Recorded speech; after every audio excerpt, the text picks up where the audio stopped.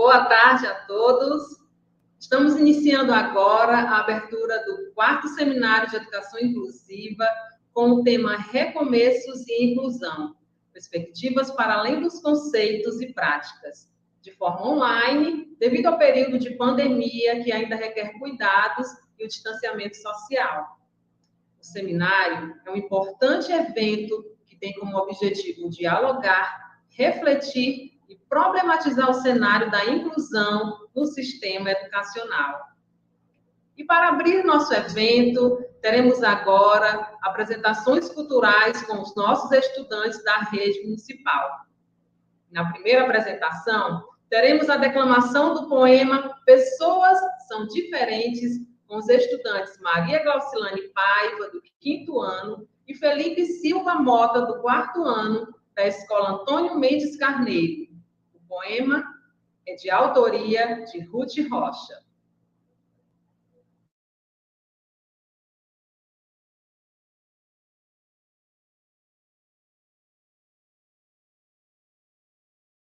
Recitado de poesia. Pessoas são diferentes. Autora Ruth Rocha. São duas crianças lindas, mas são muito diferentes. Uma é toda visitada, a outra é cheia de dentes. Uma é toda descabelada, a outra é cheia de peitos. Uma usa óculos, a outra só usa lentes. Uma gosta de gelados, a outra gosta de quentes. Uma tem cabelos longos, a outra corta eles quentes. Não queiras que sejam iguais. Aliás, nem dente. São duas crianças lindas, mas são muito diferentes.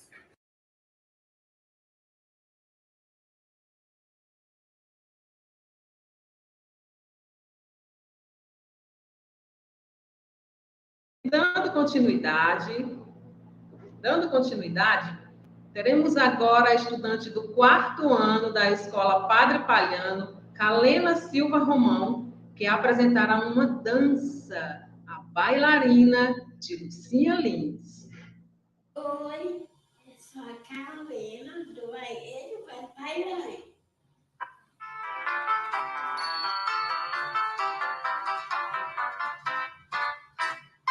1, 2, 3 e 4, dobra a perna e dou um salto, viro e me viro ao revés, e se eu cair, conto até 10. Depois essa lenga toda recomeça, puxa vida, ora essa, vivo na ponta dos pés. 1, 2, 3 e 4, dobra a perna e dou um salto, viro e me viro ao revés, e se eu cair, conto até 10. Depois essa lenga toda recomeça, puxa vida, ora essa, vivo na ponta dos pés. Quando sou criança, viro orgulho da família, tiro em meia ponta sobre minha sapatilha. Quando sou brinquedo, me dão corda sem parar, se a corda não acaba, eu não paro de dançar.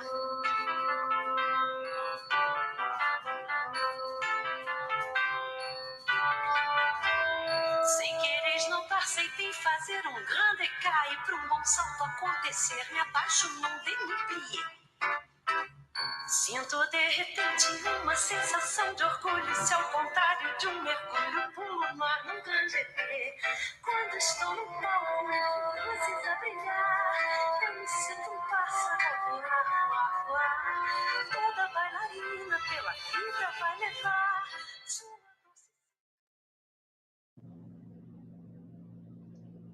Que linda! Parabéns, Kalena! Linda sua apresentação. E agora teremos a apresentação da contação de história A Ovelha Rosa, de Donaldo Buchwitz, com o aluno Enzo Gabriel do Nascimento Silva, estudante do Infantil 5, do Centro de Educação Infantil, professora Maria Luciana Lopes. Era uma vez a Dona Rosa, que sua cor favorita era rosa. A casa era rosa, a cota era rosa, a seca era rosa. Daí ela tinha um balde de tinta rosa. E a ovelhinha ficou rosa. Daí todos os animais riram, falaram assim para ela: ó, uma ovelha rosa. Ovelha não é rosa, não. Ovelha é branquinha, branquinha. E a ovelhinha ficou triste. Daí a galinha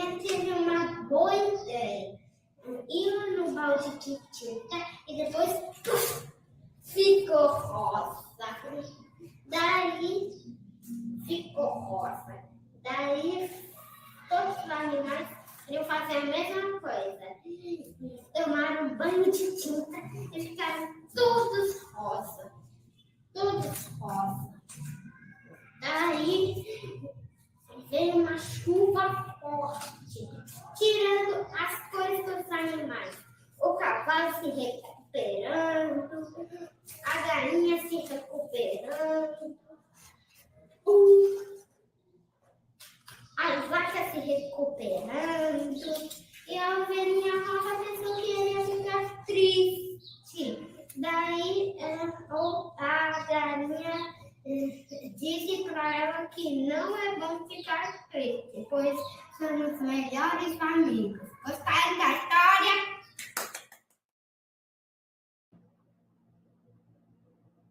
Sim, gostamos muito, Enzo. Linda a sua história, parabéns.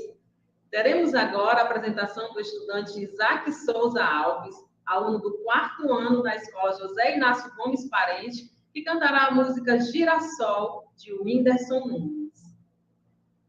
Oi, tudo bem com vocês? Meu nome é Isaac Souza Alves, sou aluno do 4º ano A da Escola José Inácio Gomes Parente do Jordão, tenho 9 anos, vou cantar a música Girassol do compositor Whindersson Nunes. Se a vida fosse fácil como a gente quer, se o futuro a gente pudesse prever, eu estaria agora tomando um café, sentado com os amigos em frente à TV. Eu olharia as aves como eu nunca olhei, daria um abraço apertado em essa voz, diria eu te amo quem nunca pensei. Talvez é que o universo espera de nós. Quero ser curado e ajudar a curar também. Quero ser melhor do que eu nunca fui. Fazer o que eu posso pra me ajudar. Ser justo e paciente como era Jesus. Quero dar valor até o calor do sol. Que eu esteja preparado pra quem me conduz. Que eu seja todo dia como um girassol, de costas pro escuro e de frente pra luz. E de frente pra luz. E de frente pra luz.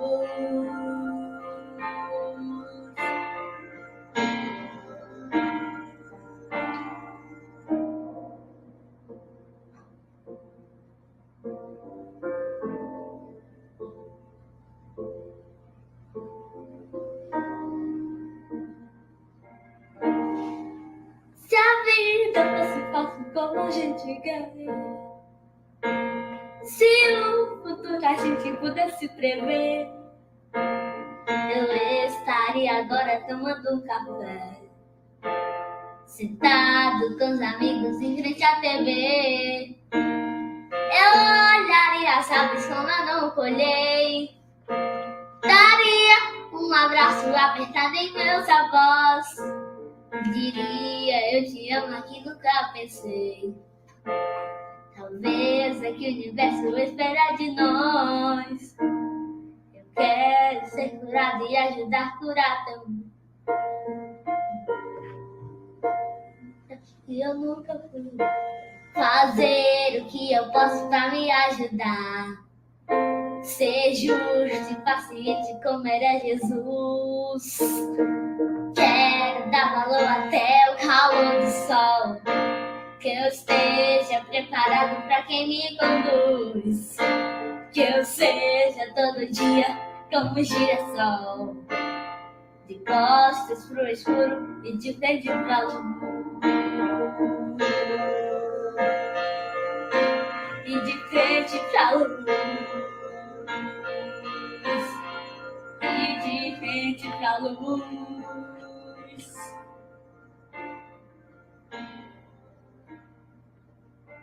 Muito obrigado a todos.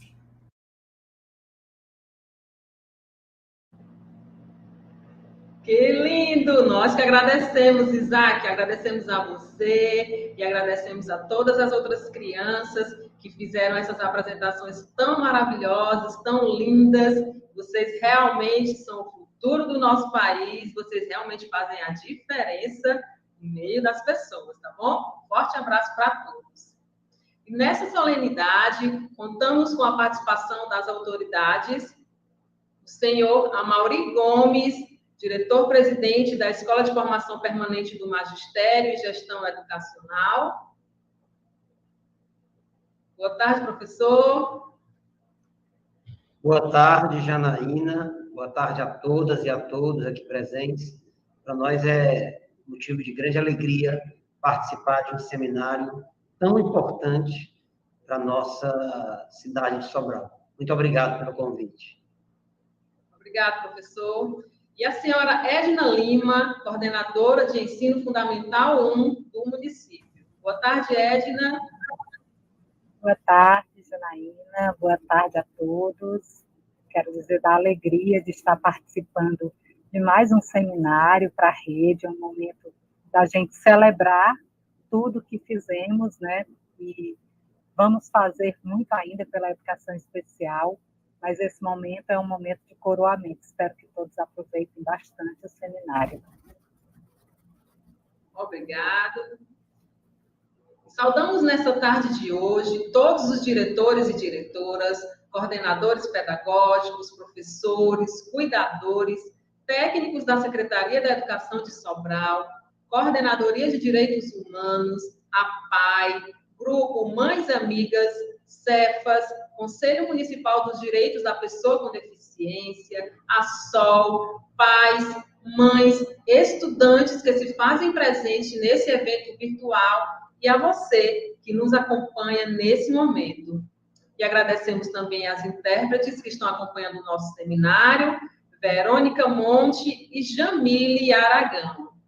Peço a você que curta esse vídeo para que possamos chegar a mais pessoas. Lembrando que está disponível na descrição da nossa live o link de inscrição, onde você informará nome e e-mail para receber o certificado de participação. E agora, oficialmente, para abrir o nosso seminário, chamamos novamente para fazer uso da palavra Edna Lima, coordenadora de Ensino Fundamental 1 do município. Mais uma vez com você, Edna. Muito obrigada mais uma vez, Janaína. Queria cumprimentar a todos que nos acompanham, cumprimentar aqui o professor Amaury, que é o nosso presidente da Escola de Formação e é nosso parceiro. Em seu nome, professor, agradecer a toda a equipe da Escola de Formação por mais um ano de trabalho, por essa parceria no trabalho que desenvolvemos em prol das nossas crianças e hoje, especificamente, né, para as nossas crianças especiais que necessitam também do nosso cuidado, do nosso olhar, né, para que a gente possa realmente desenvolver uma política de educação especial no nosso município com qualidade, como sempre temos feito durante todos esses anos. Quero agradecer também a Jana, que hoje está como cerimonialista, mas é nossa coordenadora das formações do Grupo dos Profissionais da Educação Especial, agradecer por sua parceria, por seu trabalho, e dizer que desejo que a gente possa fortalecer essa parceria para que nos próximos anos possamos trabalhar muito mais pela formação dos nossos profissionais, que repercute diretamente no trabalho das nossas crianças. Quero agradecer ao nosso secretário, professor Herbert, por todo apoio, né, a nossa ação enquanto coordenadores também da secretaria, né, e dizer que é sempre muito bom ter um secretário como ele, que tem uma visão de longo alcance, né, que nos ajuda a seguir no desenvolvimento da política de educação do município. Quero cumprimentar todos os meus colegas coordenadores da Secretaria da Educação, mas quero cumprimentar de modo muito especial a Eliene, que é gerente da Educação Especial. Em nome dela, agradecer a todos pelo trabalho, né, pelo zelo com que fazem a política de educação especial do município de Sobral. Quero também, né, agradecer aos nossos gestores escolares, aos nossos professores e demais profissionais que trabalham nas nossas escolas, né, pelo bem melhor dos nossos alunos, cuidando da educação de cada um deles. Dizer que esse momento é um momento de coroamento mesmo, né, de celebrar todas as conquistas, todo o trabalho que nós fazemos aqui na rede, que tem uma parceria muito forte com todos os gestores, com todos os professores, que são os responsáveis diretos por esse trabalho na escola, pelo cuidado com nossas crianças. Como a gente pôde assistir, né, todas essas nossas crianças estão nas nossas escolas, nos centros de educação infantil, nas escolas de ensino fundamental 1 e 2, e a gente percebe o quanto tem sido feito pelo desenvolvimento delas. E o seminário é uma forma de celebrar, mas é também de nos orientar para os recomeços, que é um tema que a gente vai conversar hoje, né, a partir do diálogo com o nosso convidado especial, o professor Lucelmo, que eu também já quero cumprimentar e quero agradecer por ter aceitado o nosso convite, né, dizer da importância que tem sempre a participação dele nos momentos em que é convidado para estar conosco aqui em Sobral, né? E quero dizer que vamos estar sempre fazendo o melhor pelos nossos alunos. Nós queremos, né, desenvolver uma política que na verdade seja equitativa, que a gente considere que todos os nossos alunos, independente das suas diferenças, eles tenham oportunidades de desenvolvimento, né, de crescerem, de se desenvolverem, para que eles possam ter realmente um futuro bem melhor, mas que nós precisamos ter consciência que esse futuro começa agora. Então, boa tarde a todos, um bom seminário para todos nós. Quero dizer que hoje nós estamos abrindo, mas nós temos ainda uma programação que vai até quarta-feira. Amanhã teremos as homenagens dos nossos profissionais, alunos, familiares, e na quarta-feira teremos oficinas para os nossos profissionais da rede, e nós queremos contar com a participação de todos vocês ao longo desses três dias. Muito obrigada e bom seminário a todos. Obrigada, Edna. Muito bom contar com você nessa tarde. Convidamos para fazer o uso da palavra o senhor Amaury Gomes, diretor-presidente da Escola de Formação Permanente do Magistério e Gestão Educacional, ESFAPED. Boa tarde, professor. Boa tarde, Janaína. Boa tarde a todos os nossos internautas, né, que estão nos acompanhando nesse momento no canal da Secretaria Municipal de Educação. Quero mandar um abraço aí muito caloroso, né, às professoras do AEE, às cuidadoras, né, os orientadores educacionais, as psicopedagogas, né, as professoras, né, coordenadoras, diretores e diretoras das escolas que nos acompanham e dos centros de educação infantil que nos acompanham até agora. Cumprimentar também a professora Edna, que me antecedeu aqui na fala, nossa parceira na Secretaria de Educação, ao professor Herbert Lima, nosso secretário, a quem eu agradeço a credibilidade e a confiança. Esse momento do seminário sobre educação inclusiva, ele nos traz muitas reflexões nesse momento que são importantes para essa consolidação de uma política da educação inclusiva no nosso município. Então, eu quero aqui cumprimentar a todas e a todos, né, ao nosso palestrante de hoje, né, o professor que está conosco aqui, que veio de São Paulo, que está em São Paulo, na verdade, né, ele que sempre está conosco quando nós convidamos, né, o professor doutor Lucelmo Lacerda, muito obrigado pelo aceite do convite, para nós é motivo de grande alegria. Agradecer também ao prefeito municipal de Sobral, né, Ivo Gomes, por garantir, né, uma política inclusiva nas escolas e na cidade de Sobral. Então, meu muito obrigado, Jana, e um forte abraço, né, à equipe da Escola de Formação de Professores, que está conosco, e aqui nos apoiando nesse sentido, nos bastidores aqui, para que a gente chegue até as pessoas, e a alguns educadores, que a gente já estava olhando aqui no chat, que estão em outras cidades, né, do Brasil, que nos acompanham nos canais da Secretaria de Educação. Então, que todos tenhamos aqui um bom seminário e que a gente possa aprender, né, a viver numa sociedade que seja mais justa, mais igualitária, mas, sobretudo, mais inclusiva. Um forte abraço a todos e um bom seminário para todos nós.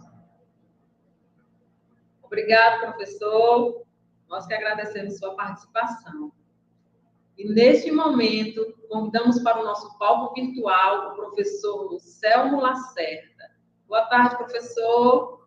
Seja muito bem-vindo e muito, muito, muito obrigado por ter aceito o nosso convite. Olá, boa tarde, tudo jóia? É um prazer enorme estar aqui, ter sido convidado de novo aqui, poder estar contribuindo com esse momento tão importante, né? A gente sempre fala da inclusão, e quando a gente tem a oportunidade de conversar sobre isso, de discutir, é sempre uma coisa que a gente não pode perder. Obrigado, professor. E o professor Lucelmo irá falar sobre o tema do nosso seminário, que é Recomeços e Inclusão, perspectivas para além dos conceitos e práticas. Mas antes, faremos uma breve apresentação do seu currículo. Lucelmo Lacerda tem pós-doutorado em Psicologia pela Universidade Federal de São Carlos, estudando a inclusão escolar da pessoa com transtorno do espectro autista, é doutor em Educação e mestre em História pela Pontifícia Universidade Católica de São Paulo, é historiador e especialista em Educação Especial, Inclusiva e Políticas de Inclusão. Ele pesquisa a representação da pessoa com transtornos do espectro autista, inclusão escolar, mediação escolar e processos inclusivos. Tem interesse em psicologia experimental e pesquisa aplicada em ambiente escolar, implementando práticas pedagógicas baseadas em evidências. E é autor do livro Transtorno do Espectro Autista, uma brevíssima introdução. Com vocês agora, professor Lucelmo Lacerda. Bem-vindo mais uma vez, o palco virtual é todo seu. Maravilha.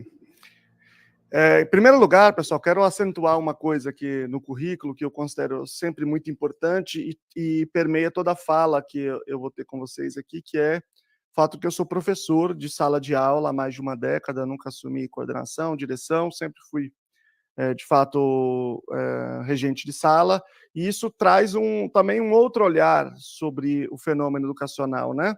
Que eu gostaria de compartilhar com vocês aqui. E eu gosto muito de estar nesses ambientes em que tem professores também, porque a gente consegue conversar sobre muitas coisas que muitas vezes a gente não consegue se sentir adequadamente representado somente pelo discurso acadêmico, né? Existe um gap, né, uma distância entre o discurso acadêmico no Brasil e a realidade de sala de aula. E aí essas oportunidades permitem que a gente dialogue aqui. Porque isso faz parte central da minha experiência, da minha vivência como professor, né? E como acadêmico, a minha vivência tem muito impacto nisso. Então, vamos lá, eu vou apresentar aqui um PowerPoint só com algumas ideias centrais para a gente perseguir aqui uma linha, né, para a gente conversar.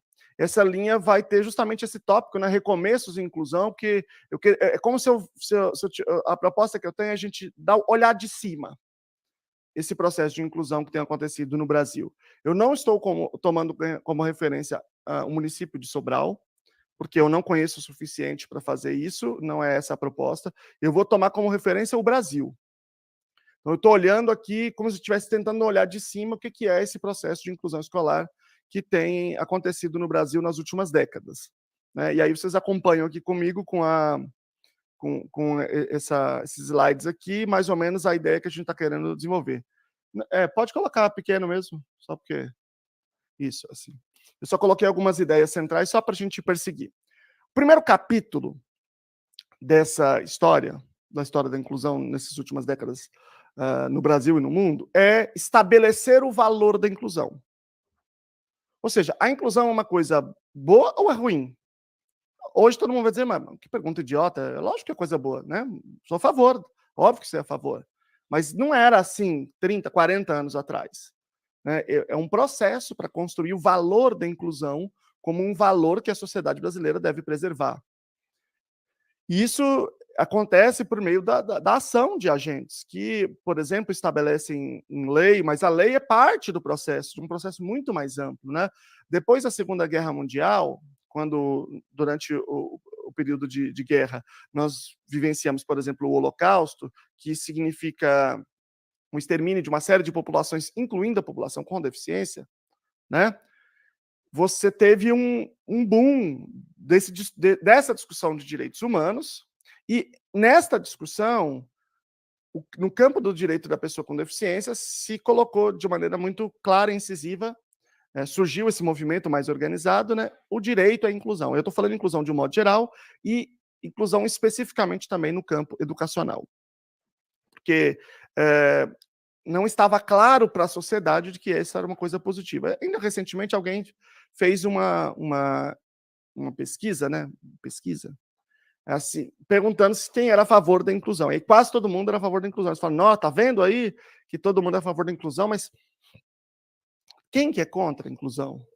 Como se a coisa fosse simples assim. O problema não é ser a favor da inclusão, o problema é muito mais profundo do que ser a favor ou ser contra, né? Bom, o segundo momento, quando a gente estabeleceu o valor, então a gente tem que estabelecer o direito. Ok, é um valor, a sociedade entende que isso é positivo, nós devemos buscar. Mas como que faz isso? Né? Como é que a gente vai construir esse direito? Como é que isso vai ser perseguido pelos agentes individuais? Então, o indivíduo que, por exemplo, tem uma deficiência, representado em geral pelos seus pais, pode ajuizar a ação e, por exemplo, hoje ganhar o direito a ser matriculado numa escola comum, seja ela qual for. Isso foi conquistado, é um direito conquistado. Esse direito é conquistado no estabelecimento da lei e na jurisprudência, né, na luta no judiciário, porque tem um monte de lei aí que, como a gente fala, fica só no papel, porque o negócio vai lá, fica lá, mas ele está descrito de uma maneira tão genérica que acaba não virando realidade. Né? Então, esse foi o segundo processo. E todo mundo sabe hoje que o Brasil tem uma das melhores legislações do mundo para a inclusão escolar, para a pessoa com deficiência, do modo geral, né? Com o Estatuto da Pessoa com Deficiência. Mas, ainda assim, nós estamos muito longe ainda do ideal, porque isso é parte de um processo, né? Que é uma parte fundamental, uma parte importante, né? Principalmente num país como o Brasil, que tem uma estrutura jurídica, aliás, em que a lei ela é normativa, ela é descritiva, diferente de outros países em que a lei se constrói por tradição, né? O common law, como nos Estados Unidos ou Inglaterra. O terceiro passo, ok, chegamos à conclusão de que isso é um direito, de que isso é um valor que a sociedade deve perseguir, constituímos o direito, e agora temos que garantir a infraestrutura para isso acontecer. E aí eu estou falando de infraestrutura mesmo, estou falando de prédio. Aí, nesse caso aí, eu mostrei a rampa, que é o mais óbvio, né? E as sinalizações para as pessoas cegas, né? Que é um caso bem óbvio. Pode diminuir já. E quando a gente fala normalmente de acessibilidade, e quando a gente falava até de inclusão escolar alguns anos atrás, estava muito relacionado, por exemplo, à ideia de rampa. E você veja como as coisas mudam, né? Hoje, você pensar em colocar alguém com deficiência física numa escola especial é um absurdo pela deficiência física. Né? É uma coisa, mas não faz nem sentido, sabe? A pessoa, se ela fala isso, ela se ouve falando alto, mas peraí, alguma coisa de errado não está certo, né? Porque isso foi construído, esse valor foi construído, e a infraestrutura foi construída. A gente sabe que ainda há problemas, não estou dizendo que ela é perfeita, que ela está completada, mas ela foi construída no Brasil. Né? No caso de pessoas cegas e pessoas surdas, ela ainda tem dificuldades, porque, em geral, esses públicos são mais concentrados, mas você tem uma quantidade menor, mas na parte de deficiência física avançou muito, não só na rede pública, como na rede privada, não só na escola, como em outros espaços também. Hoje, um comércio, se ele não tiver rampa, ele é fechado, grande parte do Brasil, né? É muito difícil ele ficar aberto se ele não tiver rampa, por exemplo, porque eu entendo que é excelente, é claro, ninguém vai discordar disso, mas é parte de um processo mais amplo, né? Bom, agora é que entra o problema. Beleza, nós estabelecemos esse é um valor. Sociedade, somos a favor da inclusão? Somos. Beleza. Então, vamos botar na lei lá, então, que é direito? Vamos, põe lá, então. Bora botar lá. Beleza. Agora, vamos construir uma infraestrutura? Vamos fazer. E agora? existe o direito, esse direito está escrito na lei. Está lá na LDB, ele tem direito à educação de qualidade. Mas o que é educação de qualidade? O que é qualidade na educação especial? Tem uma coisa que eu sempre falo, eu sempre vou nos lugares assim, e eu falo sempre de uma maneira muito crítica sobre a inclusão. Que no Brasil não tem inclusão, tem matrícula na escola comum, né? E eu sou sempre muito incisivo, assim.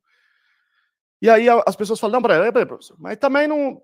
Mas tá melhorando, não tá? Não tá ficando melhor? Também você tá falando assim, mas você não tá exagerando um pouco? Não tá melhorando? Eu falo, tá melhorando? Então me apresente um dado de que tá melhorando. Só um. Dados de que esteja melhorando. Aí a pessoa saca, aqui, olha a matrícula. Matrícula não quer dizer nada. Matrícula quer dizer só que ele está indo para lá. Nem necessariamente que ele está indo para lá, porque o nível de abandono é altíssimo, né? Muito maior do que a da população com desenvolvimento típico. Mas mesmo que estivesse indo, e daí? Isso não, eu quero um dado de qualidade. Um dado de qualidade. Eu não estou pedindo muito, não acho que pedir muito. Se a gente está fazendo uma política que nós estamos investindo há 30 anos no negócio, acho que faz todo sentido eu me perguntar quais são os dados que apontam como está funcionando, se está funcionando, como está funcionando, quando está funcionando. Bom, o problema é que a gente tem dificuldade de chegar a um consenso do que é esta qualidade. Do que nós estamos falando, né? E aí eu tenho algumas perguntas aqui para compartilhar com vocês, para a gente chegar nesse ponto aí. E eu vou falar de alguns aspectos práticos aqui, tá? Eu sei que às vezes o pessoal fica esperando, porque eu sempre falo de prática, né? Eu vou falar aqui também, mas eu gostei muito do tema do seminário e quis fazer aqui uma digressão um pouco maior e trabalhar com ele. E falar nisso, nem seguir o protocolo aqui para agradecer ao secretário, para agradecer à escola de formação, agradecer a todos os professores de sala de recursos que estão aí presentes, que no meu entendimento são a espinha dorsal do processo inclusivo, né? E a todos os cuidadores, vai ser esses momentos aqui, eu acho que vão ser muito bacanas para a gente continuar essa conversa aqui. Bom, e aí, foi a primeira pergunta. O que é qualidade em educação inclusiva? Bom, para eu perguntar, para tentar nos aprofundar e tentar responder essa pergunta, eu preciso estabelecer quais são os desfechos que eu quero. É assim que a gente avalia a qualidade de um serviço, através da descrição adequada de quais são os desfechos que ela propõe. Ou seja, ao frigir dos ovos, qual é o seu objetivo com isso aqui? Estamos fazendo um negócio aqui, tá, mas qual que é a função disso? E isso é muito difícil, não é coisa fácil. Parece que é fácil, mas não é fácil, né? Eu me lembro, por exemplo, de vários processos de formação que a gente vai, às vezes uma prefeitura ou, sei lá, qualquer outra instituição, só tirei aqui sem querer. Qualquer outra instituição, a gente vai, né? E aí a gente fala sobre algumas coisas, sobre construir o processo educacional. Aí alguém fala assim, mas eu faço tal coisa. Eu pergunto, mas por quê? E a pessoa não sabe responder. Porque é difícil. Não acho que seja fácil. Então, por que a gente está fazendo educação inclusiva? A gente pode dizer, em geral, as pessoas vão falar coisas assim muito genéricas, tipo assim, porque todos somos iguais. Tá, mas eu não quero saber, eu não estou perguntando aqui do valor. O valor a gente já concordou. Eu quero saber qual é a função, qual que é o objetivo. O objetivo é aprender conteúdo acadêmico, o objetivo é socializar, o objetivo é mostrar para a sociedade alguma coisa. Qual que é o objetivo? Porque eu preciso saber disso para eu poder avaliar se esse serviço tem qualidade ou não tem. O que significa ter qualidade? Significa atingir ou não atingir o fim a que se destina. Se eu tenho uma empresa, uma grande empresa, uma multinacional, cujo objetivo é ter lucro, tem lucro, então ela tem, e não tem, o objetivo é ter lucro e oferecer um certo serviço de qualidade, as pessoas estão satisfeitas, então beleza, está atingindo o seu objetivo. Mas a educação especial inclusiva, qual é a sua finalidade? Bom, e mais, aí vem outro grande desafio para quem está na educação. Digamos que eu defina quais são esses desfechos. Eu pergunto, como é que eu vou mensurar esses desfechos? Como é que eu vou medir se o desfecho está sendo atingido ou não está sendo atingido? Aqui eu tenho uma divergência muito grande com o que normalmente se circula na universidade brasileira. Eles vão dizer, não pode medir. Você tem que sentir só o coração.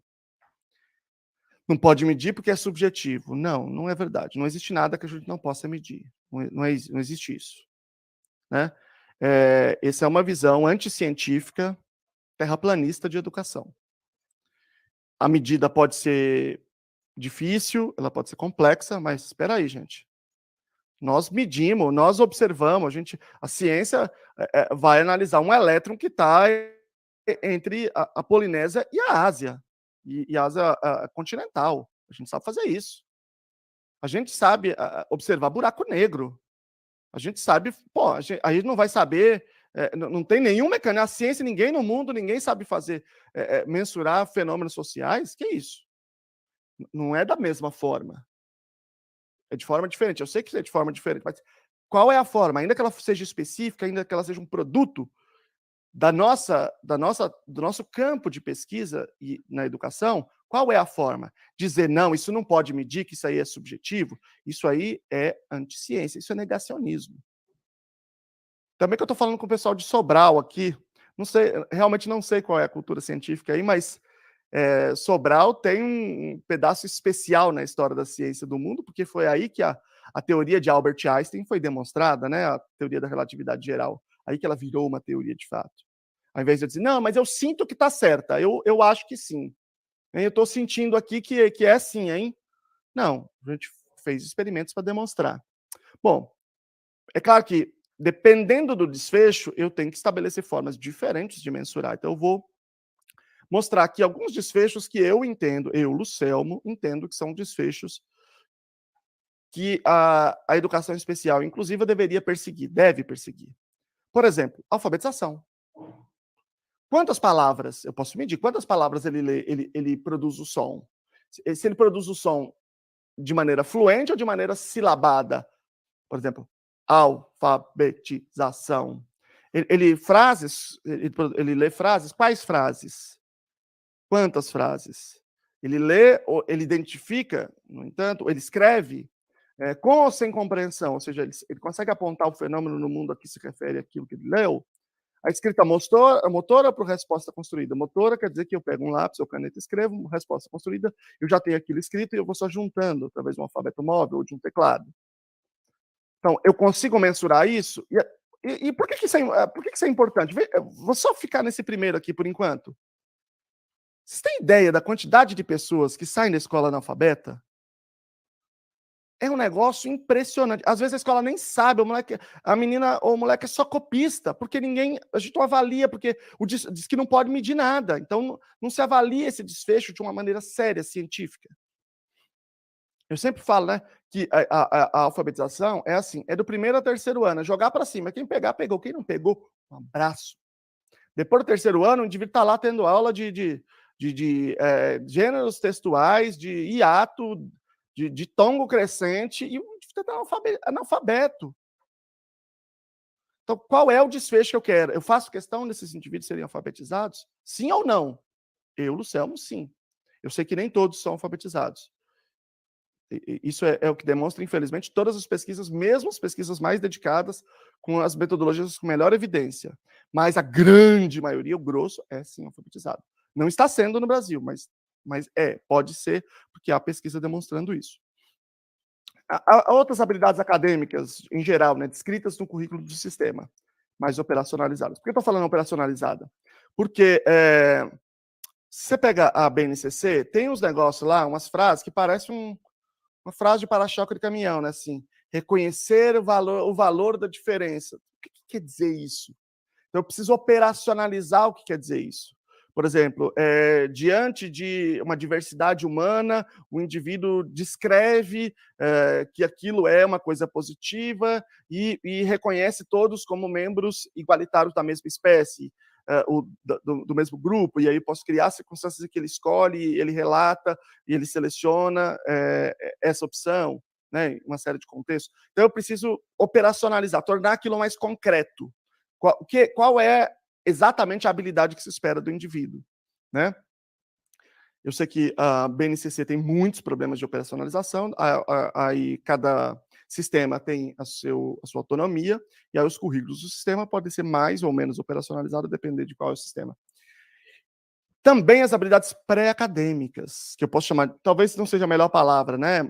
Aliás, nem a expressão que eu uso normalmente, habilidades de aprendiz e habilidades desenvolvimentais. São esses dois grupos aí de habilidades, que são habilidades que estão fora do escopo da academia, mas que são fundamentais até para o desenvolvimento de habilidades acadêmicas. Como, por exemplo, sentar, esperar, fazer contato visual, seguir instrução, entender a linguagem, se comunicar com as demais pessoas, a atenção compartilhar, conseguir compartilhar a atenção com uma outra pessoa, coisas desse tipo, né? Então, isso também, no meu entendimento, são desfechos fundamentais. E eu tenho que quantificá-los. Alfabetização, eu já dei o exemplo aqui de como a gente poderia, né? As habilidades acadêmicas em geral. Vamos imaginar que eu pego a habilidade e eu operacionalize. E aí eu crio tarefas sobre aquela habilidade. Então, eu crio 3, 4 tarefas para aquela habilidade, para demonstração daquela habilidade. Então, vamos imaginar, vou dar um exemplo aqui. Vamos imaginar que a habilidade seja de reconhecer presente, passado, passado, presente e futuro, tá? Que é uma das habilidades que está lá descritas na BNCC. Aí eu vou operacionalizar isso, tal, e aí eu vou criar as seguintes tarefas. Eu pego, por exemplo, uma cidade, e aí eu pego uma série de imagens sobre essa cidade, e aí eu coloco uma linha do tempo com acontecimentos dessa cidade. Uma linha do tempo, e aí eu tenho várias fotos, e aí o indivíduo tem que pegar essas fotos e organizar cronologicamente. Ele vai reconhecer que tem um antes, um agora e um depois. Eu posso fazer, inclusive, inverter a informação para que ele não fique só sob controle da posição, da esquerda para a direita, mas que ele fique sob controle de fato do antes, agora e depois. Aí eu inverto os fatos, inverto as datas, para ele fazer da direita para a esquerda. Para, de fato, a gente garantir que o que ele está observando, aquilo que faz com que ele se comporte, são as datas, é o antes, agora e depois, e não a posição da esquerda para a direita. Eu posso também colocar outras situações em que você coloca até foto dele. Bebê, criança, um pouco menor, e agora. Os seus pais também. Eu posso colocar também fatos mais óbvios assim, do passado, presente e futuro. Né? Por exemplo, pirâmides, alguma coisa atual e alguma coisa que, eventualmente, a gente acredita que vai ter no futuro, né? Eu posso criar várias situações em que o indivíduo faz isso. Eu posso, por exemplo, contar uma história e aí pedir para ele organizar uma história de maneira não linear e aí depois pedir para ele organizar de maneira linear, ou passar um filme que se passa de maneira não linear e aí na hora dele estruturar essa história por meio de imagens, ele estrutura de uma maneira cronológica. Então, esse é um exemplo. Se ele responder positivamente a todas essas atividades, então significa que ele compreende, entende as noções de antes, agora e depois. Porque ele está mostrando isso na prática dele. E se ele domina aquela habilidade, beleza. Então eu tenho lá 100%, por exemplo, né, de domínio da habilidade, beleza. Eu quantifiquei. E, portanto, eu atingi o desfecho quando ele acertou 100%. E se ele não acertar 100%, não tem problema, a gente ensina para ele. Né? A gente persegue aquele desfecho. Alguns outros desfechos que eu coloquei aqui. Habilidades sociais, iniciar interações, responder interações, brincar. Vou dar um exemplo para vocês. Imagina que alguém chegue para mim e fala assim, imagina que 2 crianças, e uma tem autismo. Uma chega... Gente, eu sei que não é só sobre autismo a palestra, mas é que os meus exemplos são sempre dessa área, porque é o que eu pesquiso e é o que é a minha vida também, né? Aí, um menino fala assim, um menino ou uma menina fala assim, tu viu lá que o filme do Homem-Aranha lá arrebentou, vendeu mais que o Ultimato, vendeu o dobro do Vingadores Ultimato. Caramba, a galera toda vai assistir, tu viu lá? Aí, o outro menino, ele diz assim, tem 3 hipóteses aqui, tá? Ele diz assim, eu vi, mas duvido que vai ser, tu acha que vai ser melhor que o Ultimato? Você acha mesmo que vai ser melhor que o Ultimato? Você acha? Daí o cara diz sim ou não. Ou ele fala assim, eu vi, caramba, maior hype, eu vou... Mas eu não vou no começo não, vai estar mal lotado, vou esperar um pouco. Tu vai no primeiro? Então, veja, ele respondeu. E ele respondeu de uma maneira a criar uma outra pergunta. Portanto, o outro menino ou outra criança deve responder. Portanto, sustenta a interação. Segunda forma de responder. Eu vi lá, mas, para mim, sinceramente, cara, para mim, nenhum é melhor que o Homem-Aranha original. Para mim, ele, tipo assim, você pode fazer vários Homem-Aranha, mas só pelo fato dele ter sido o primeiro, ele sempre vai ser o melhor. Eu respondi de outra forma, ele respondeu de outra forma, fazendo um comentário, ele não fez a pergunta, mas ele fez um comentário que enseja a continuidade da conversa. Dificilmente o outro ia ficar calado agora, ele já ia dizer o que ele acha.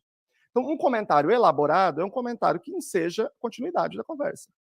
Mas olha a terceira hipótese, o cara fala assim, tu viu lá, caramba, o filme do Homem-Aranha lá, que vendeu mais que o Ultimato, já nas 3 horas até caiu lá o sistema, o outro fala assim, sim. Você pode dizer que está errada a resposta? Ele respondeu positivamente, ele respondeu na hora que o outro perguntou, imediatamente, mas o outro vai ficar calado. Essa é uma resposta que não sustenta a interação. Então eu posso descrever qual é o tipo de resposta que eu dou a um comentário ou uma pergunta de outrem que sustenta a interação ou que não sustenta a interação. Tem um monte de pesquisa estrangeira sobre isso. E aí eu posso quantificar isso. Para eu saber como é que é o comportamento usual, é só vai no intervalo e vê como é que as crianças conversam. Elas não param de conversar, parecem uma matraca. E as respostas são todas assim, porque isso sustenta a interação. Não porque eles precisaram de um profissional para ensinar, porque eles não têm desenvolvimento atípico. Eles aprenderam isso na própria existência, existindo. E entrando em contato com as contingências sociais. As crianças com autismo ou deficiência intelectual, por exemplo, não desenvolvem simplesmente por existirem no contexto social. Eu preciso ensiná-los muitas vezes. Então eu posso quantificar quantas vezes eles respondem de modo a sustentar a interação, e se eles respondem X vezes, muito menos do que as outras crianças, eu vou ensiná-los. Esse vai ser um desfecho que eu vou buscar. Que eles respondam às interações de modo a sustentar essas mesmas interações. Certo? Então, eu posso contar quantas vezes ele respondeu de uma forma, ou de outra. Satisfação do estudante. Esse é um elemento fundamental também, né? Do processo. Eu preciso que o indivíduo esteja satisfeito. Eu preciso que esse indivíduo goste daquilo ali. E aí ele pode dizer isso por meio de uma escala. Gostei muito, pouco, não gostei. E você pode ir acompanhando isso. Você pode fazer uma entrevista semi-estruturada. Você pode ter várias coisas que você vai avançando nisso. Eu vou dar um exemplo para vocês de uma das coisas mais fortes que eu tive na minha vida. E talvez o primeiro grande contato com a questão da educação inclusiva, tá? Eu estava dando aula, dava aula numa escola pública, que era referência também da periferia e da Casa da Criança. Bom, e aí, num certo momento, isso foi em 2011, havia o Plano Nacional de Educação, e a proposta era fechar todas as escolas especiais do Brasil. Alguns de vocês devem se lembrar. E aí eu estava na Câmara, eu ia para a Câmara Municipal toda semana, assistir a sessão, né? E nessa semana foi o pessoal da PAI, né, a equipe da administração, presidência e tal, e foram falar lá contra o negócio, que era um negócio nacional e tal, mas a força do município e tal. E foi um rapaz que era aluno da PAI. E ele tinha sido meu aluno na escola. Eu fui professor dele, depois ele saiu da escola e foi estudar na PAI. E aí ele disse assim, eu estava infeliz na escola que eu estava, que é a escola que eu dava aula, e agora eu estou feliz e eles querem tirar minha felicidade. Existe, de fato, um perfil de pessoas que se beneficia da educação especializada. Existe. Mas não é o caso dele. Não é o caso dele. Esse era um menino com dificuldades bem mais sutis. Ele era um indivíduo que deveria se beneficiar de uma inclusão, deveria se beneficiar muito de uma inclusão escolar feita adequadamente. E eu fazia parte daquele contexto que não estava produzindo isso, essa satisfação, essa alegria, essa felicidade. Isso foi muito forte para mim. Foi o primeiro momento que eu comecei a pensar com mais seriedade nisso. Então, essa é uma medida importante de desfecho. As pessoas estão felizes, né? Aliás, deveria ser um dos mais importantes. Satisfação da família, a mesma coisa, a felicidade da família. Tem uma pesquisa da ONU, que não saiu ainda, tá? Mas eu conheço as pessoas que estão tratando os dados, e eles estavam me falando, né?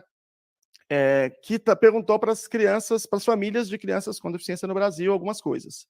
E perguntou onde é que se causa mais sofrimento, onde é que está o sofrimento. E não é na saúde, não é nos direitos, não é no apoio do serviço social, é na educação que se tem mais sofrimento.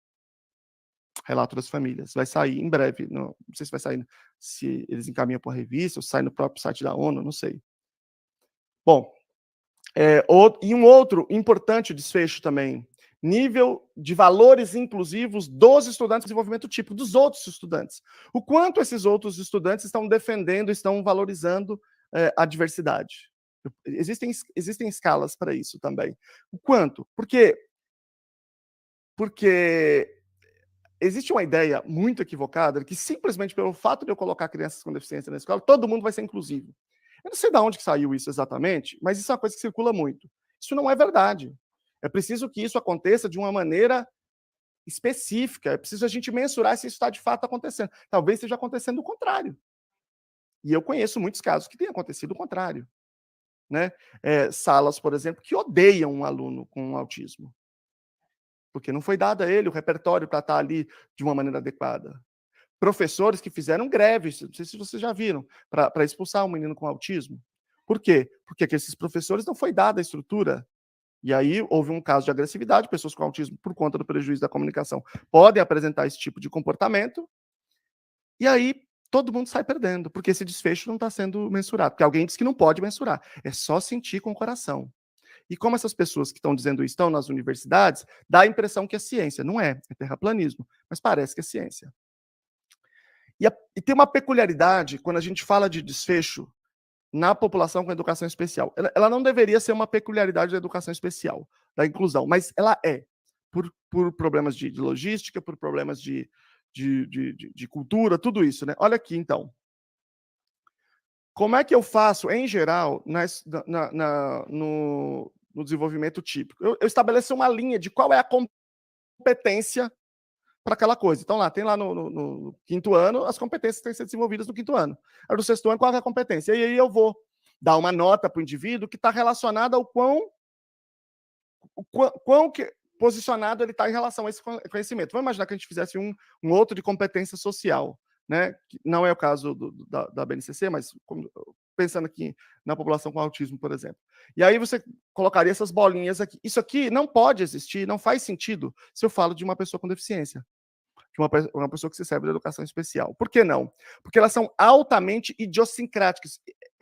Tudo é individualizado. Porque quando a gente diz que o desenvolvimento é típico, quer dizer que está todo mundo ali mais ou menos naquela margem. Quando o desenvolvimento é atípico, ele pode ser atípico para 1.000 quilômetros de distância. E cada um é diferente um do outro. Então, você tem que individualizar o processo. Então, eu teria que pensar, ao invés de pensar numa competência social, uma coisa genérica, estabelecer um padrão, que todo mundo eu vou julgar as pessoas em relação a esse padrão, a distância desse padrão aqui, por exemplo, essa distância, isso não interessa. O que me interessa é comparar. Em primeiro lugar, eu vou trabalhar com habilidade social específica. Então, por exemplo, vamos imaginar que eu estou falando aqui sobre as respostas à interação do outro. Lembra aquilo que eu acabei de falar? O indivíduo faz uma resposta, alguém fala alguma coisa com ele, ele responde. Então, vamos imaginar que, no princípio, antes de eu intervir, antes de eu começar a ensinar, eu faria uma avaliação de como é que está essa habilidade. Ele responde entre 22% e 10% aqui, das vezes, de uma maneira a sustentar a interação. Aí eu comecei o meu trabalho aqui. Aí, olha como que o desempenho dele aumentou. Então, você tem duas peculiaridades aqui no processo, para eu acompanhar esse desfecho. Primeira peculiaridade é que eu não estou falando de uma coisa geral. E eu vou falar de habilidades especificamente. E é para isso que os alunos, quando são matriculados na inclusão escolar na rede pública, eles recebem 2 matrículas e não uma só. Então, o município recebe 2,4 referência Fundeb para esse processo de inclusão. Então, eu vou olhar as habilidades especificamente. Isso aqui é social, mas as habilidades acadêmicas, desenvolvimentais, de aprendiz, o quanto que ele segue instrução. Ele segue instrução, quando é dada instrução para ele, todas, 100%, 90%, 80%, instrução de 1 passo, depois instrução de 2 passos, instrução de 3 passos, tem outros tipos de instrução também. Então, esse é o primeiro. E a segunda coisa, que talvez seja mais relevante, é que eu não estou comparando ele com aquele desfecho que eu desejo, que eu planejo para a sala. Eu estou comparando ele com ele mesmo, o desempenho dele depois do processo educacional e o desempenho dele antes do processo educacional.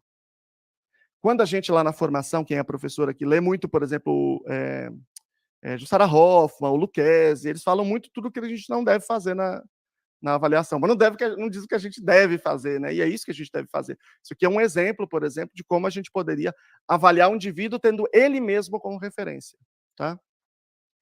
Bom, e aí, a partir desses da ausência de avaliação de desfecho, hoje, nós temos uma situação de oposição. Nós temos as gestões, estou falando do Brasil inteiro, que trazem palestras, que exigem certos documentos para verificar o processo inclusivo. E nós temos os professores, que participam dessas palestras, que leem, que fazem pós-graduações. Esse é o papel que cada um cumpre aqui, digamos assim. E ainda assim não está funcionando. E aí nós temos aqui, eu coloquei uma frase para poder tentar resumir o que sente, o que pensa cada um desses grupos. Como eu disse, pode variar no Brasil, mas de um modo geral. Então a gestão, de um modo geral, pensa assim: já deu tempo para os professores saberem o que fazer em sala de aula. Esse papo de que eu não sei, acabou. Isso aí já faz 30 anos, já não tem mais essa desculpa. Esse é o que eu mais ouço. E os professores, por outro lado, fazem um discurso que pode ser resumido assim: inclusão sem preparação é exclusão. Não fomos preparados para isso daí, não. Estão querendo que a gente faça uma coisa que a gente não sabe fazer, que a gente não foi preparado. Então, esse é um resumo aqui do que, em geral, eu tenho acompanhado no Brasil. E esses dois discursos, eles acontecem, e acho que os dois são justos, eles têm o seu motivo de acontecer, embora tenha um caroço no meio desse angu aí, né? Que eu quero tentar descrever aqui. E eu quero tentar descrever, desfazer um pouco isso, através de algumas soluções que foram encontradas no mundo. E aí eu vou dizer qual é o problema da gente não conseguir fazer isso aqui, né? Bom, parametrizar o PEI e comunicar à sociedade, estabelecer um controle social. Estabelecer para a sociedade, comunicar à sociedade o que é esse PEI, esse plano educacional individualizado. E aí, do lado direito aqui, eu coloquei uma folha com tudo aquilo que um PEI deve ter, tá?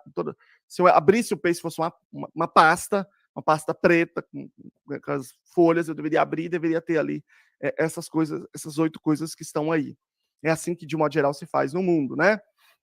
Mas, em primeiro lugar, não existe nenhuma norma nacional que fala de plano educacional individualizado. Nenhuma.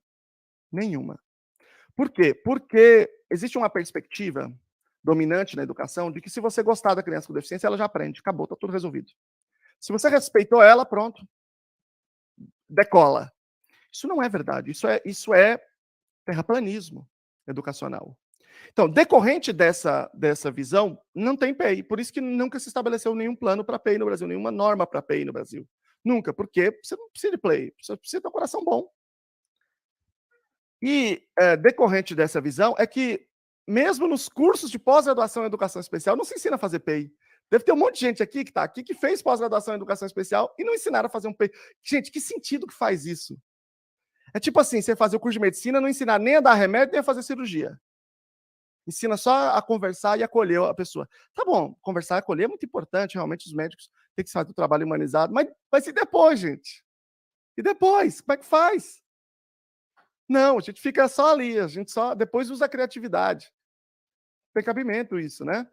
Então, o que os Estados Unidos, por exemplo, fez? Porque, veja, vamos tentar pensar aí do ponto de vista desses dois agentes, da gestão e do professor, tá? As gestões, de modo geral, eles já fizeram um monte de coisa. E eles ficam sempre muito frustrados, que eles falam assim, não, a gente faz a coisa, quando a gente vai lá na escola, lá na sala de recursos, lá na ponta, não acontece. Chega lá, tá tudo do mesmo jeito. Ou com o professor e o negócio acontece, o professor acaba não fazendo lá na ponta. Tá bom, é verdade. Por que isso é verdade? Por que isso acontece? Porque toda hora, quem é professor de sala sabe, toda hora inventam uma moda, tem uma raiva dessas modas.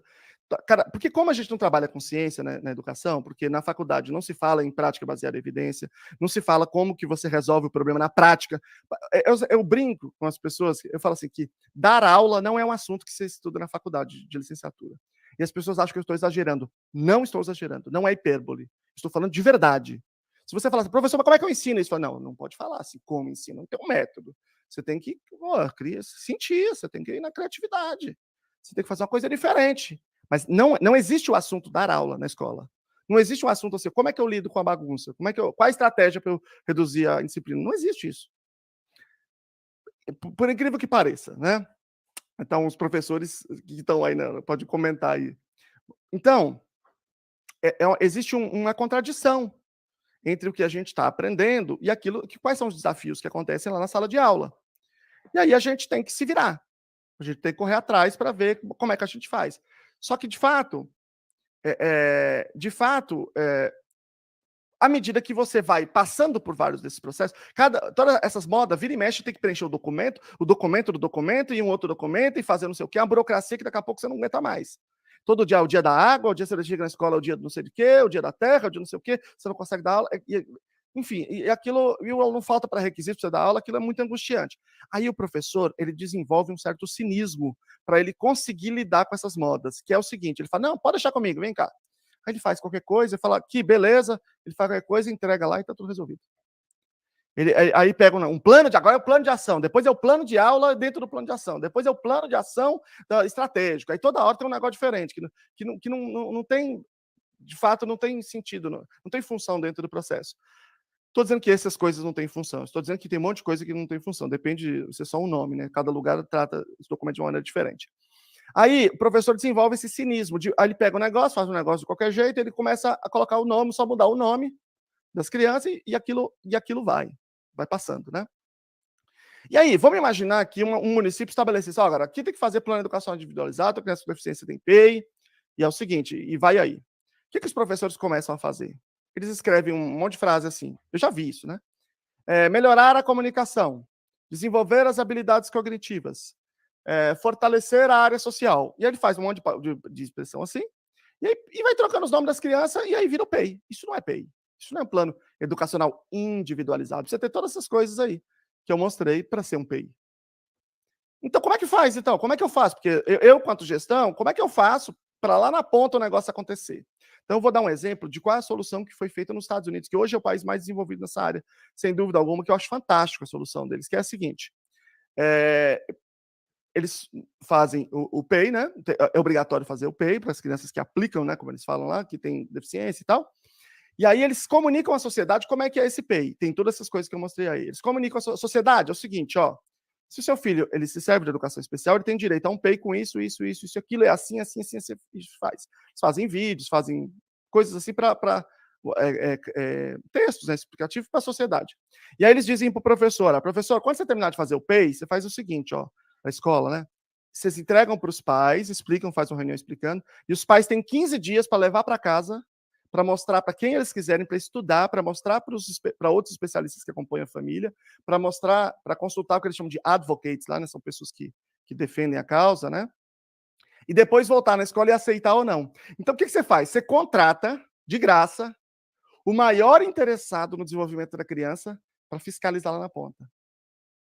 E você diz para ele como é que ele vai fiscalizar, porque você deu os parâmetros para ele como é que é o PEI. Sabe o que você faz nesse momento? Você faz o professor dizer assim, opa, não posso simplesmente copiar isso aqui e trocar o nome, que aqui não dá.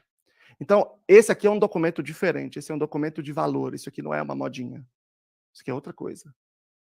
Então, você estabelece o controle social sem gastar R$1, porque tudo que eu falei aqui até agora não gasta nem R$1, né? Você pode fazer, se o problema foi imprimir o PEI, você põe no digital e manda no e-mail. Mas você estabelece uma muito maior parceria com a família e probabilidade de que a família participe do processo, e você garante esse processo de fiscalização, de controle social, para que as coisas não sejam simplesmente aquilo que normalmente acontece na escola, né? Eu lembro que tinha uma vez uma piada que eu acho uma piada interna ótima, né? Que tinha publicado um artigo científico, né? Aí os professores na sala de professor falaram, Sam, mas você nunca pensou, uma professora, né? Você nunca pensou em escrever ficção, não? Você gosta só de escrever livro técnico? Eu falei, que isso, professora? Você está duvidando da minha capacidade? Eu tenho 10 anos de diário feito, que isso aqui, ó. Sou fera na ficção, né? Porque os professores sabem que tem um monte de coisa ali que não é exatamente aquilo, né? Bom, vamos para o próximo. Mas para isso acontecer, eu não posso fazer isso se eu não dou treinamento para o professor. Oxe. Então faz o PEI lá. Como? Segura na mão de Deus. Não. Eu tenho que fazer treino. O que é treinar? Essa palavra treinar, que tem gente que não gosta, ela quer dizer uma coisa muito específica. Quer dizer que você ter prática no processo. Não adianta ter só falar. Então, treinar e vincular o desempenho docente. Deixa eu explicar. Vamos imaginar o seguinte, ó. Eu quero que vocês imaginem uma hipótese. A hipótese é a seguinte. Eu estou ensinando um professor a fazer um negócio chamado avaliação funcional. Tem lá, eu publiquei esses dias quais são as 3 formações que os professores dos Estados Unidos mais têm lá, né? Mais de 50% deles tiveram, mais de 50% do país tiveram. Era instrução direta, avaliação funcional e aba. Mas vamos falar de avaliação funcional, que é eu descobrir por que um comportamento funciona. É um procedimento para descobrir por que um comportamento acontece. Por exemplo, um comportamento inadequado, que é um comportamento que às vezes acontece muito em pessoas com autismo, com deficiência intelectual. Então, eu vou fazer aquele procedimento, tá? Certo? De análise, de avaliação. Vamos imaginar que eu tenho um curso para professores. Como é que é esse curso? O curso funciona assim. Como é que é a prática baseada em evidência, com a melhor evidência, para treinar os professores, tá? Primeiro, eu explico para eles como é que é o procedimento. Segundo, eu mostro para ele como se faz. Então, eu falo, professores, olhem aqui que eu vou fazer, vocês vão ver.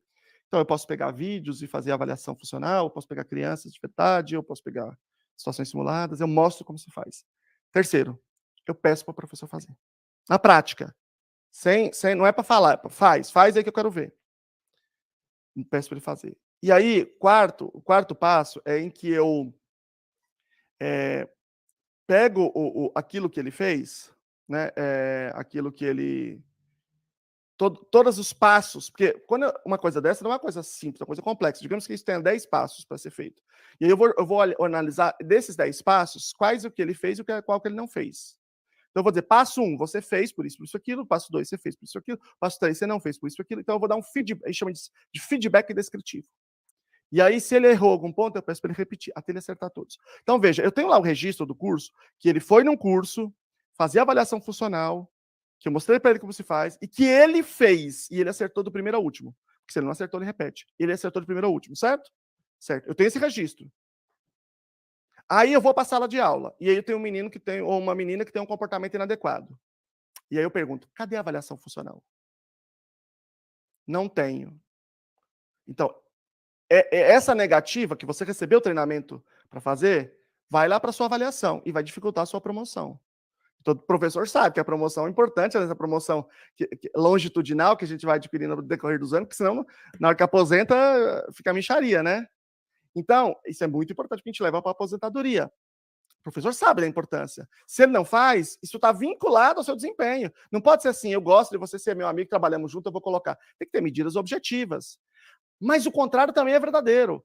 O menino ou a menina teve um comportamento inadequado, beleza, você fez a avaliação funcional, isso aqui vai para a sua avaliação, vai te ajudar a ser promovido. Entendeu? Para melhorar a qualidade de vida desse professor. Veja, adaptação. Todo mundo fala, tem que adaptar, mas tem que adaptar como? Qual que é o parâmetro? Como é que adapta? O professor põe lá no cantinho e fala, faz um desenho aí, criança assim, adora desenho, sabe? Não, mas ela fez um treinamento para adaptação diante de certas circunstâncias, se faz tal adaptação, beleza. Fulano lá precisa, tem tais circunstâncias. Fez a adaptação? Não fez? Vai para avaliação. Fez? Que bom, que professor top, inclusive, vai para sua avaliação. Vai ajudar você a ser promovido. Então, a gente precisa vincular. Isso acontece em benefício do professor, deve acontecer em benefício do professor e do estudante, de ambos, né? Bom, e tomar decisão baseada em dados. Tomar decisão baseada em... Gente, o que vocês acham, hein? Eu acho que deu, hein? Acho que vai dar, hein? Não é uma forma adequada. A gente tem que tomar decisão baseada em dados. Dados globais, dados do sistema. Então, pensa assim, quanto escola? Quais são os dados da inclusão escolar nessa escola? Nessa rede? E aí toma decisão. Individualmente, para cada indivíduo também. Quando eu estou planejando a intervenção de um indivíduo, então, por exemplo, eu estou ensinando uma habilidade, tá? Uma habilidade qualquer. Digamos que a habilidade seja atenção compartilhada. Por exemplo, eu falo assim, olha lá para a lousa. E aí o aluno olha para a lousa também. Ele compartilha a atenção comigo. Eu digo, a página 12 do livro, ele consegue compartilhar comigo a atenção. Digamos que no começo, antes de eu intervir, ele está aqui com 30%, tá? Mas 30% é inadequado, ele é bastante prejudicado, e isso vai trazer prejuízo durante todo o processo da educação, e não por motivos acadêmicos, por motivo pré-acadêmico, um pré-requisito. E aí eu digo assim, eu me baseio no desenvolvimento típico e digo, olha, quando tiver 90% aqui em 3 dias consecutivos, eu vou considerar que ele aprendeu, todas as vezes que eu chamá-lo para uma atenção compartilhada, ele compartilhar durante 90% pelo menos em 3 dias consecutivos. Não precisa ser 100%, porque ninguém é 100%. Então eu vou lá, bom, então eu estou ensinando, 30% hoje, 50% amanhã, 70% depois, 90%, beleza, ficamos aqui 3 dias consecutivos, então beleza, agora não vamos ensinar mais atenção compartilhada, porque ele já aprendeu, vamos ensinar uma outra coisa. Só que eu tomo uma decisão baseada em dados, não em... Você acha que já aprendeu? Acho que já deu, né? Acho que já, hein? Já foi bastante, não foi? Não, foi sim. Isso não funciona. E também, global, quanto sistema. Só que, para eu tomar essa decisão baseada em dados, eu preciso ter os dados. Qual o dado? O dado dos desfechos que eu quero produzir. É alfabetização, é socialização, é satisfação? Quais? Eu posso ter vários dados, não precisa ser um só, vários desfechos, eu preciso mensurá-los, e aí quando eu olho esses dados, eu vejo qual é a satisfação. Lembra, acabei de falar para vocês que é o que mais traz sofrimento para as famílias é a escola.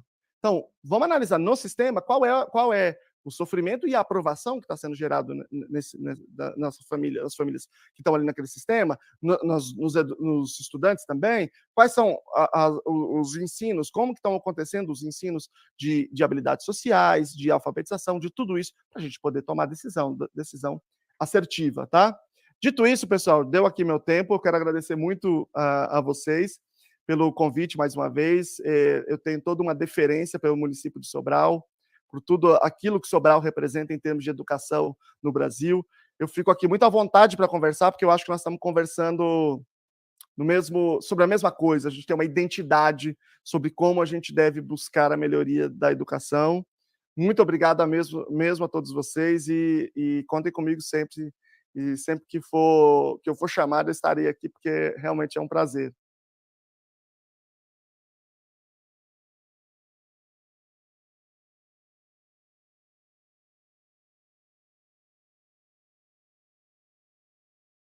Professor, impactada aqui com sua palestra, um momento de muita reflexão para nós educadores, para os pais, para a nossa sociedade, né, para que a inclusão não seja somente uma palavra bonita, né, que seja repetida por todos, mas que ela realmente saia do papel e faça a diferença, né, no nosso país, no mundo inteiro, né? Nós vemos que as pessoas estão usando a palavra inclusão como uma modinha, não é como uma moda. Você falou, não gosta de modinha, né? Porque eu também não gosto. E aí é importante que as pessoas percebam o que realmente essa palavra significa, né? Não somente na vida das pessoas com deficiência, mas principalmente na nossa vida, né? Quando a gente começar a perceber o conceito disso, a nossa prática, a nossa convivência, né? Os nossos atos, eles vão mudar, porque nós não vamos mais ficar conformados, não vamos mais aceitar, né, sermos da maneira como nós somos, a partir do momento que a gente consegue entender que a inclusão, ela vai além do nome, né? A inclusão, ela vai além do escrito, ela vai além da teoria, né? São as práticas, nossas práticas que revelam se realmente nós acreditamos e realizamos a inclusão.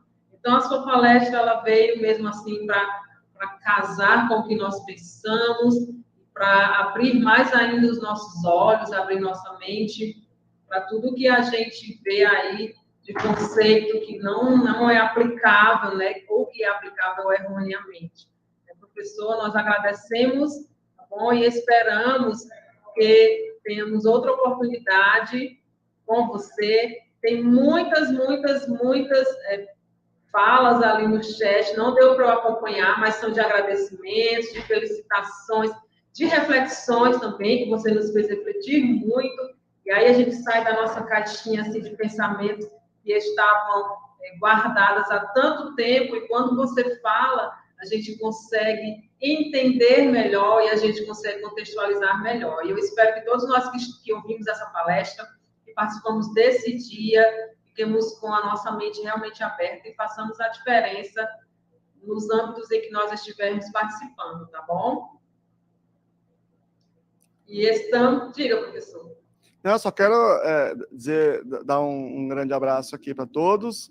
Obrigado aí pelos comentários do pessoal e a gente se encontra aí também em outras oportunidades. E só para concluir um raciocínio que eu tinha falado, eu tinha dito que existia um círculo vicioso entre gestão e professores. Esse círculo vicioso está no fato de que, quando a gestão, em geral, oferece as formações, os processos para os professores, eles se baseiam muitas vezes na academia, e é justamente o fato de que uma parte da academia no Brasil está muito distante e oposta às ideias da ciência, é que acaba dificultando que haja, de fato, acesso ao professor lá na ponta, a prática de como resolver, o como que as coisas vão acontecer. E esse professor está correndo atrás. Todos os lugares que eu vou, 90% é professor. O professor está correndo atrás, ele faz pós-graduação, ele lê. Acontece que só o que ele encontra é discurso atitudinal, é só o discurso dizendo que ele tem que respeitar o próximo, que Salamanca é legal, que é tudo bom, etc. E tal. Mas como fazer? Ele não tem encontrado. E ele tem buscado. Os professores têm, quase todos os professores, ou grande parte dos professores, depende do lugar, né, tem pós-graduação em educação especial. E na pós-graduação em educação especial, eles não encontram nada disso. Eles não encontram, por exemplo, como que faz o menino sentar? Como? Ele não senta. Como é que se faz para sentar? Como é que faz para ele esperar? Como? Não se fala. Como é que introduz uma comunicação alternativa? Isso não está presente. Então, existe esse ciclo vicioso que prejudica ambos, prejudica a gestão, prejudica os professores, ele tem que ser quebrado no município. É a força do município, e principalmente onde tem comunidade de pais organizados, pais de crianças com deficiência, organizados, cobrando junto ao poder público, que vai quebrar esse ciclo vicioso. No meu doutorado, eu estudei alguns autores que eles demonstraram o seguinte, são estudos de história da educação muito legais, que eles demonstraram que quando uma novidade de educação surge, ele não surge na universidade e a escola começa a fazer depois. Ele surge na escola. A cultura escolar é o principal espaço de transformação do conhecimento no mundo. E depois que a universidade acolhe. Então, é esse movimento que a gente precisa fazer para quebrar esse ciclo vicioso. É transformar isso no município, nos muitos municípios, principalmente através do movimento organizado de pais, mas também de professores, né? E a universidade vai incorporar isso aos poucos. Quando a gente trabalha hoje no Brasil a partir dessa perspectiva acadêmica, a gente acaba não conseguindo dar esse salto. E esse salto vai acontecer nos municípios, eu não tenho nenhuma dúvida disso. E aí, aproveitando que o Brasil tem um sistema educacional que não é hierárquico, ele é de competência concorrente. Então, o município ele tem liberdade, ele tem autonomia para fazer isso. Temos um longo caminho a percorrer, né, professor? Mas o importante é não desistirmos, o importante é prosseguir. E eu penso assim, né? Já que estamos aqui, já que iniciamos, vamos dar continuidade da melhor forma possível. Né? Inclusão é sempre para frente, inclusão é nunca retroceder. Né? Se nós encontrarmos algo que a gente acha que não vai conseguir, que não vai dar certo, mas nós sabemos que dá sim. Né? Existem recursos, existem pesquisas e existem pessoas, né, que somos nós. Todos nós fazemos parte desse processo, todos nós precisamos levá-lo mesmo como, não é nem uma missão de vida, não, mas é uma obrigação de nós, seres humanos, estarmos em parceria e estarmos em unidade uns com os outros, independente das deficiências. Não é isso? Mais uma vez, obrigado, professor. Um prazer enorme lhe conhecer. Já virei fã, tá bom? Eu que agradeço. Já lhe sigo nas redes sociais e vou acompanhar mais ainda agora. Um forte abraço. Até o nosso próximo encontro, se Deus quiser. E já estamos chegando ao fim da solenidade de abertura do 4º Seminário de Educação Inclusiva, que está só começando.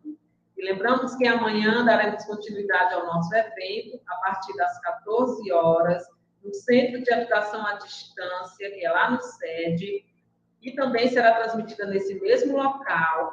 E amanhã nós teremos a realização da solenidade de entrega dos certificados de honra ao mérito aos professores, cuidadores e estudantes que contribuem para o fortalecimento da educação inclusiva de Sobral. Agradecemos a você que nos acompanhou até o final e está encerrada essa solenidade. Um ótimo fim de tarde para todos e até a próxima.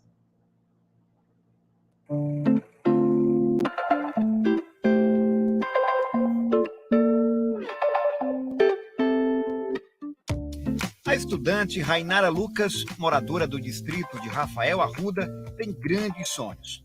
Ela faz parte dos mais de 4.500 estudantes da rede pública municipal de ensino de Sobral que contam com transporte escolar para chegar à escola. Eu gostaria, no futuro, de me tornar uma médica. Eu gosto muito de ciências. Para mim é uma matéria muito interessante. Eu gosto muito de aprender. Eu ganhei a medalha de ciências, da Olimpíada de Ciências, e foi muito gratificante para mim, foi muito emocionante, porque se eu conseguir essa medalha, quer dizer que eu posso realizar meu sonho. Para realizar este e muitos outros sonhos, diariamente, 124 veículos percorrem mais de 9.700 quilômetros para garantir que os estudantes cheguem às salas de aula. A escola está nota 10 em relação à segurança, o conforto, o cuidado, eles fazem a parte deles e nós não fazemos a nossa parte. Nós, pais, nós temos que fazer a nossa parte para poder as duas unir, para o progresso ser maior, para as coisas andar melhor. Os professores estão dispostos a fazer um papel que nós não temos condições de fazer, mesmo nós sendo pai, nós não temos condições de fazer, você sabe por quê?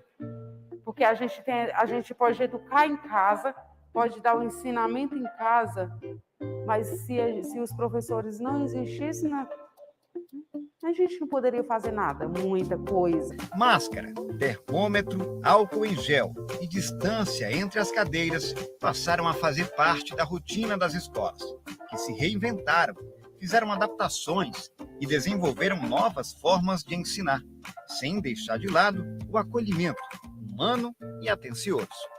Eu gosto muito dessa escola, eu acho que as pessoas elas são muito receptivas, que principalmente os professores, eles não só ajudam a gente nas matérias, mas eles tentam participar da nossa vida só para ajudar a gente, para aconselhar a gente no melhor, para desenvolver um pouco essa parte do que a gente quer no nosso futuro e como a gente pode fazer para conseguir alcançar os nossos sonhos. Mesmo com todas essas barreiras, com todas essas dificuldades, o colégio ele conseguiu superar tudo isso para conseguir dar um ensino de qualidade para os alunos e mesmo assim manter a segurança de cada um deles. Assim como a Rainara e a Ana Júlia, em Sobral, cerca de 34 mil estudantes contam com as escolas municipais, onde estão seguros e constroem as bases para um futuro mais próspero.